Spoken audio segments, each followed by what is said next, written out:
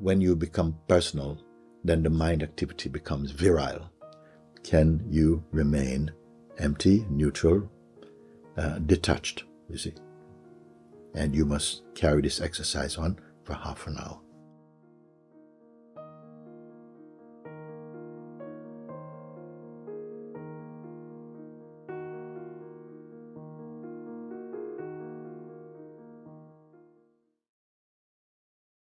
Very good to see you.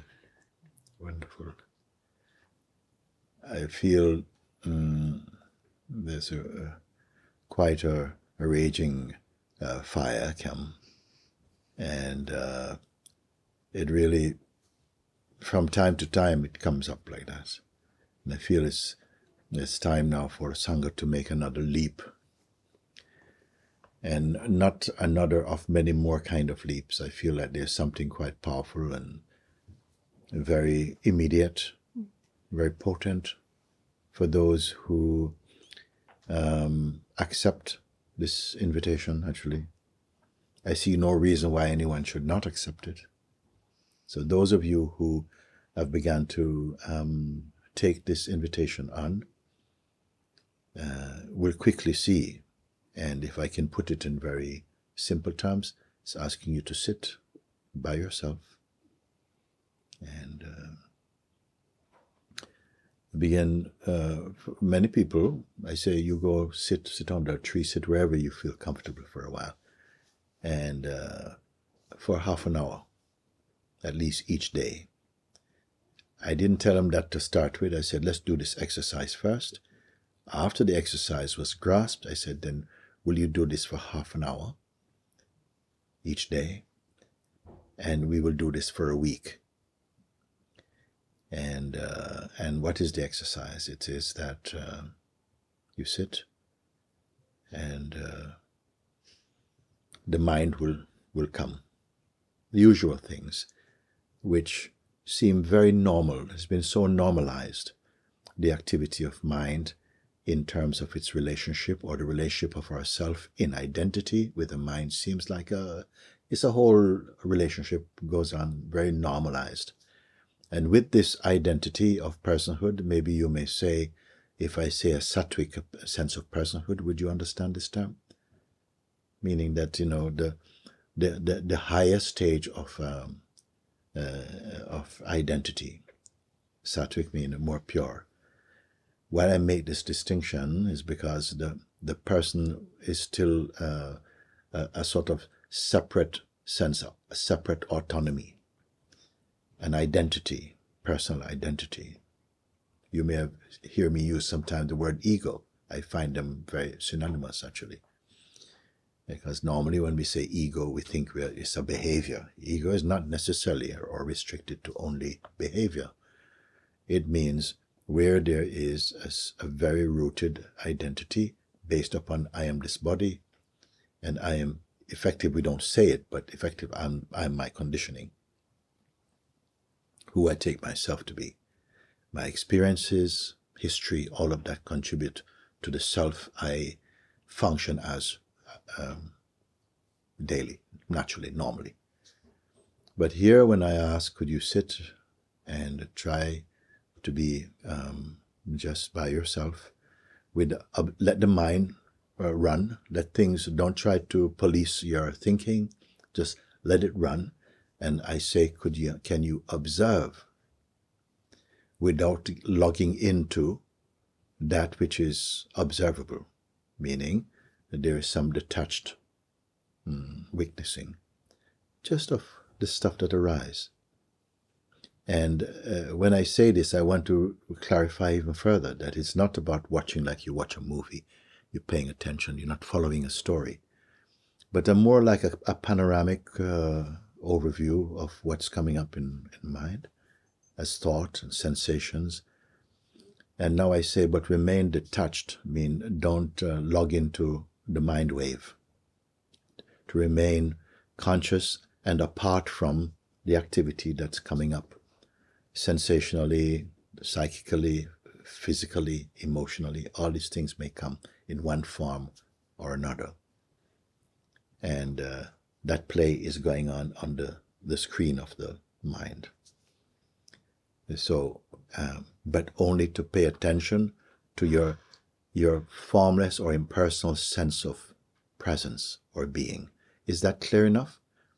That is the important part, to stay only as the awareness self. So not a form, not a shape, not an identity, not the guy on your passport or the woman on the passport, just the sense of presence. Here, the witnessing is happening spontaneously. And try not to get pulled into the mind. It seems, oh, it's going to be a pleasant little exercise. But it's going to be quite a mugging, actually. And we start like that, and you see how easy it is to follow, to be pulled into. I say that the mind comes in this way, and each time it's like it comes for some food. It needs to be fed. And what is the food of this mind activity? To connect with personal identity. When you become personal, then the mind activity becomes virile. Then the show begins like that. But I've asked you not to log in. Don't put in your password. Simply just observe with detachment and keep your sense of presence, impersonal presence, where observing of the mind activity in the world is happening, and just pay attention. Don't hide. Don't close your eyes. Even if closed eyes, mind is still going to go on. So whatever is happening in the outer sense of the mind and life, and what is happening also behind the eyeballs in the realm of thought and feeling sensation, let them happen. Can you remain empty, neutral, detached, you see? And you must carry this exercise on for half an hour. And it doesn't matter, because you, first of all, accept you're going to have a lot of, in the beginning, a lot of sense of failing. Then as you begin to recognize how virile the mind activity is, when you have been cooperating with it, it feels normal.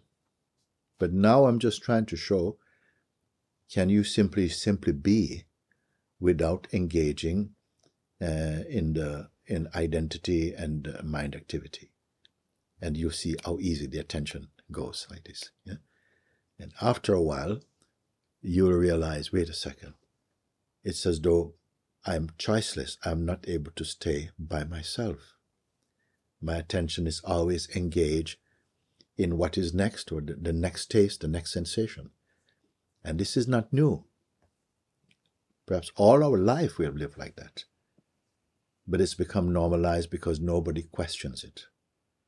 But now we're questioning it. Not questioning it verbally, just asking this simple exercise to stabilize your attention just in presence. Be aware of the mind. And you start itching a little bit, something is going to feel like the longest half an hour you've spent consciously. Because you see somehow, again, some little thing, need not be anything spectacular or so important. How easily we are pulled into identity, pulled into the active action-reaction interaction with that. So this is what I've asked. And how will your first half an hour session be? You see? Then you realize, wait a second, this is how I've been living. This has been my life.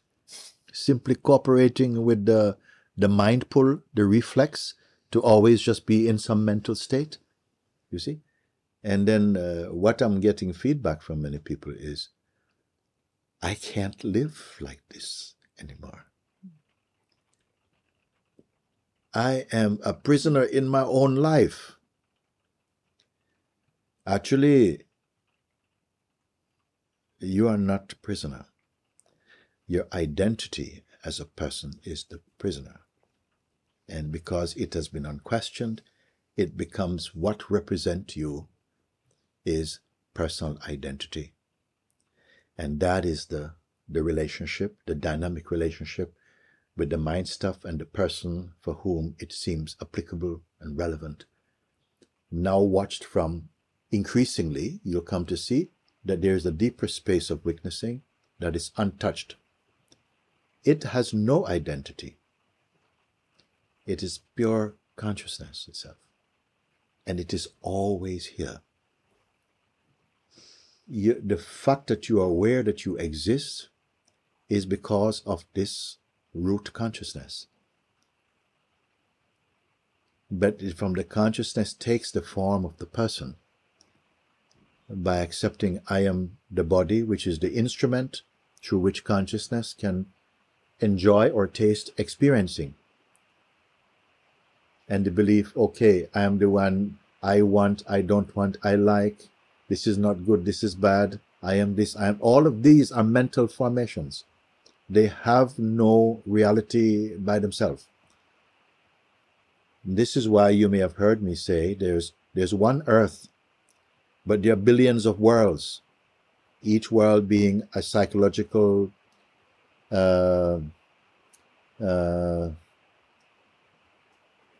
subjective interpretation of what we see. The physical world is innocent. It is what it is. But the relationship created through the mind and identity makes it uniquely your own experience personally. We're not going to fight with that. We're not trying to get rid of a world. We're not going to judge, condemn, only observe. So I'm introducing only the power of observing. And so this is what I'm asking. Can you bear your non-dual observing? Remain detached and just be aware of what comes. So, as I said in the beginning, many people report, every little thing you feel, okay, sorry, wait a second, I've got to go and make a coffee. I've got to, feed the cat. Every kind of avoidance is going to come and it's going to seem justifiable. And then sitting, remember this is your choice. It's not a command. I'm asking, are you willing to commit to looking? And why should you not? It's going to be the most powerful exercise, the most relevant, the most revealing, the most empowering. And are you on board for it? This is what I'm asking. Because what I've found is that many people, we have the impression we are doing quite well. We're doing quite well. We're doing the inquiry. We're reading. We're, sitting in meditation. We're chanting. All these things. But this you have not done. To actually be tested.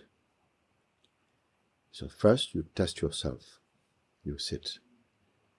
I will not have to tell you how powerful and important this exercise will be.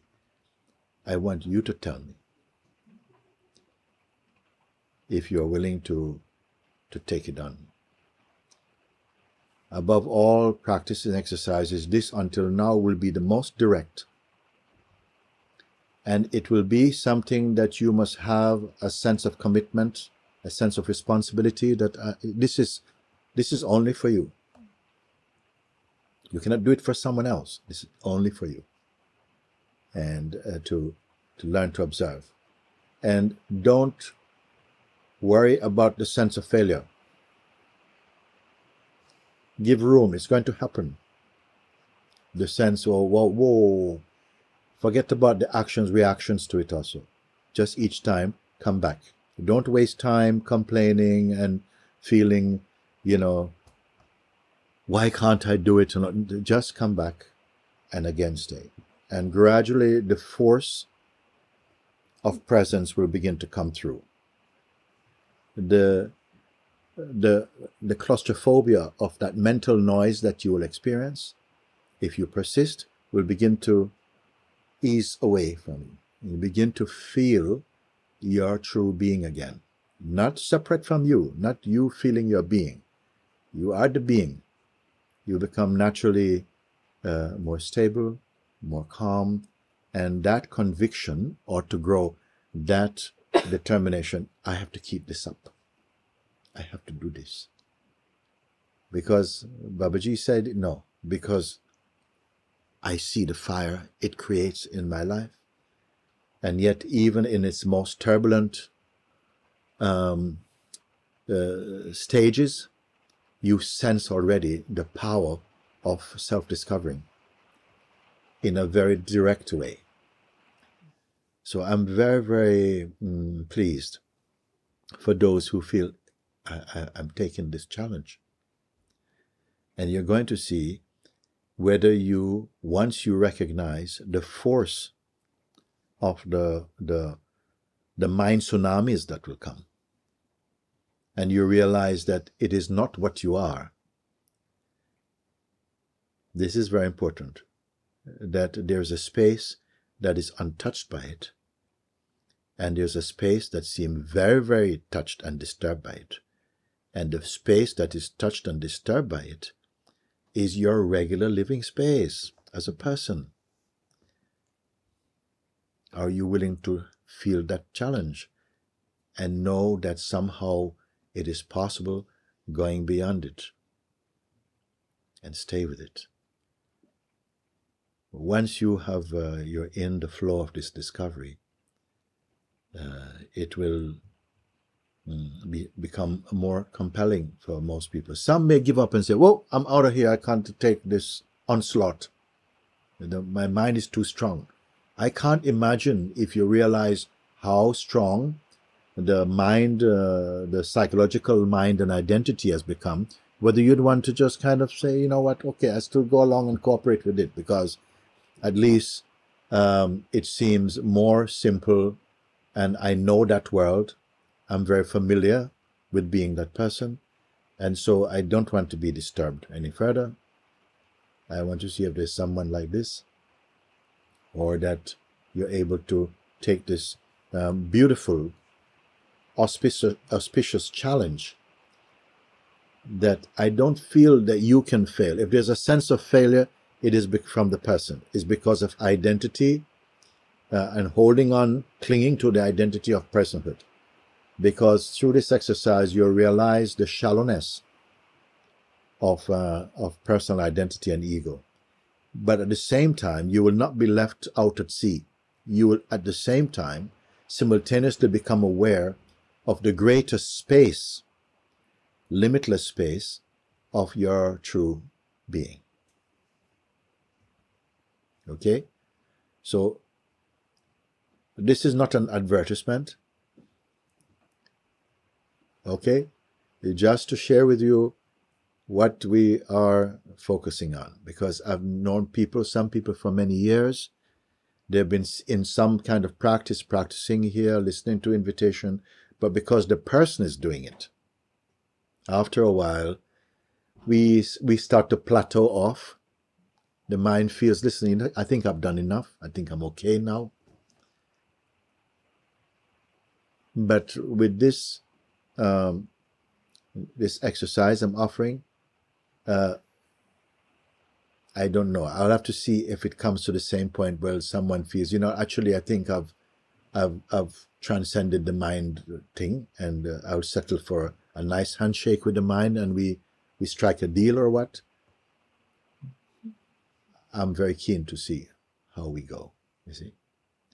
So I'm just sharing this, and I would like also that the whole Sangha, that I would imagine that it will be a reflex to say, yes, I have to keep expanding in this invitation to self-discovery. It's good?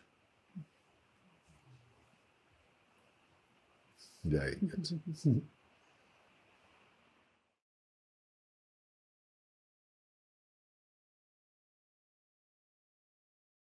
I just want to say, I have started to sit.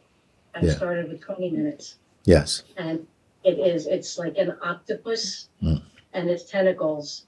And I'm seeing the octopus's tentacles, and it's pulling here and it's pulling there. and it's coming back again. Mm-hmm. And I didn't realize how much stuff there is until you really try and sit quietly and Yes. and avoid it and get past it. And Yes. even the littlest of what we would call stupid thing Yes. just wants to pick. Yes. Yes. Yes. And, when you see that there's perceiving of this, remember that at first it is the mind person that's going to seek to be taking credit for this seeing. But the mind created self is very much a part of this disturbing or this, this very dynamic play. Of course, there's room for mind, there's room for everything. But right now, I say, now come back to this place. Because once you can have a measure of the strength of the pulsation of distractedness, and that actually those who have transcended, who are awake, have gone through the same thing. And now, in our time, this is very direct. Yeah. It's very direct, very immediate. And a beautiful feeling to get to that peace. Yes. When you're looking at all these things and the mind's coming at you, and then you get back to that peace, you just don't want to leave it. Yes. It's yourself. Yes. At first, you are going to feel that, wow, I cannot, oh, it's too hard for me. And still, this is still what I call the sattvic self, the sattvic person, the one who is in the role of the seeker right now. The one on the journey of self-discovery is still half-half, someplace in the phenomenal identity mixed with consciousness, is acting as the seeker. So when you feel the pull of identity and the crowd that comes up in the mind, it's as though you put your foot in an ant nest and all of this is going. And the one that feels under pressure is your person. It is not the beingness.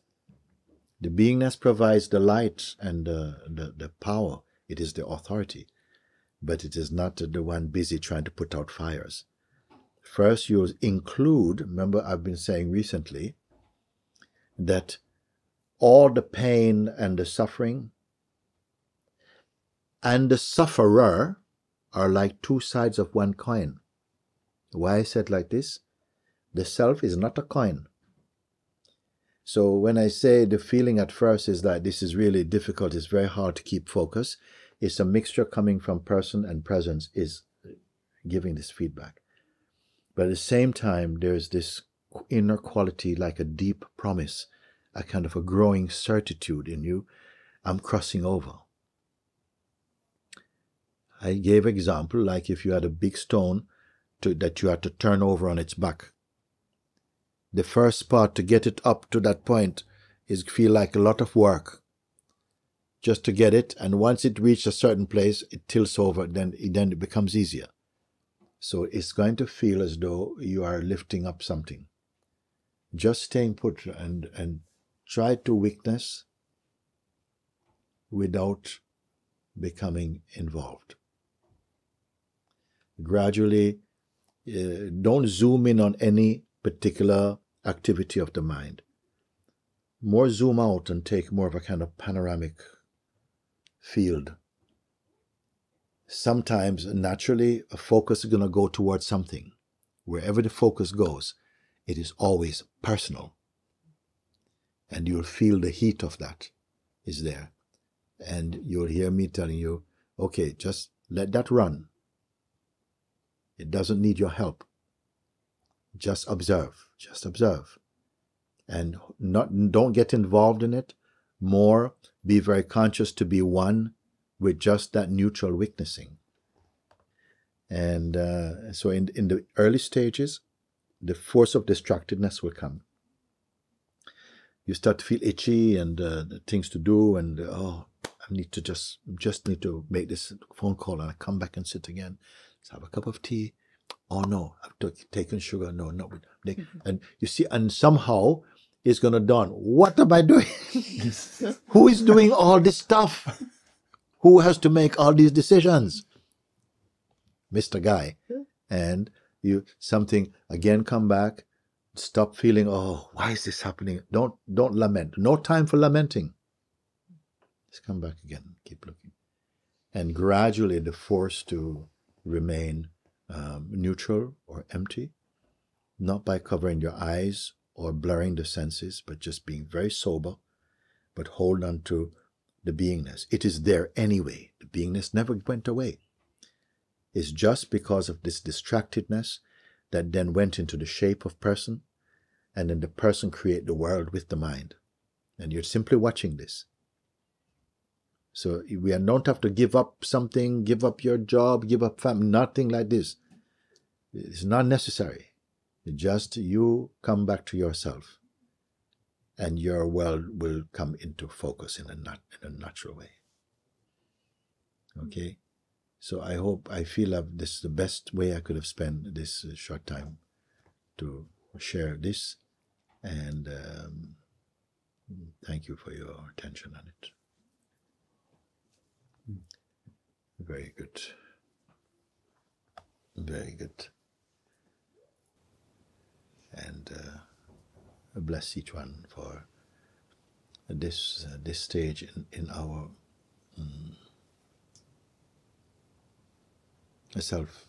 self-awareness, self-realization, like this. Many things will seem to come as though to put you off coming into such clarity. It will feel like that, like the mind has an intelligence of its own to sabotage this recognition. But don't worry. The only real thing here is the consciousness. And abide in that as that itself.